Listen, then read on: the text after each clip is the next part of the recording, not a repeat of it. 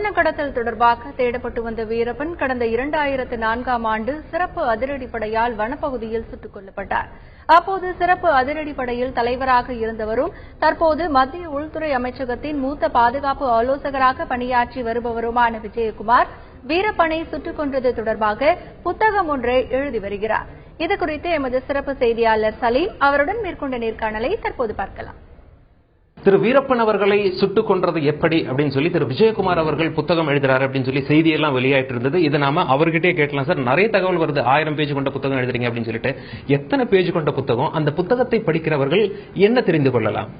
இந்த 1000 பேஜ் என்பது மிக தவறான ஒரு செய்தி. எப்படி ஏற்பட்டது என்றால், நான் என்னை சந்தித்த உங்களை போன்ற நண்பரிடம் பேசிக் கொண்டிருக்கும் பொழுது 2000 பேஜ் மெட்டீரியல் வச்சிருந்தேன். அது 1000 பேஜா குறைத்து அதை இன்னும் குறைக்க போறேன் அப்படின்னு பேசிட்டு இருக்கும்போது 1000 என்பது பகிர்ந்து விட்டது. 1000 பேஜ் என்றால் நானே படிக்க மாட்டேன், யாரும் படிக்க எதிர்பார்க்க மாட்டேன். அதனால அது ரொம்ப டீசென்டான ஒரு சைஸ்ல 300 பேஜ் 350 பேஜ் படிக்கக்கூடிய அளவில் அதை கொண்டு வருவோம் என்று நம்புகிறேன்.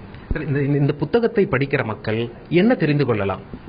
அதுல பலவிதமான எக்ஸ்பீரியன்ஸ் இருக்கும்.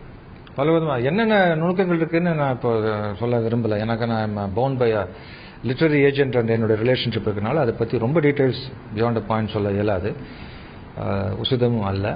ஆனால் அது வந்து சுவையான சில செய்திகள் இருக்கும், சுவையான நுணுக்கமான சில அப்ரோச் இருக்கும். Experience of tactics, experience of forest, experience of operations, experience of villages, அந்த மாதிரி பல விதமான angle you may find different nuances.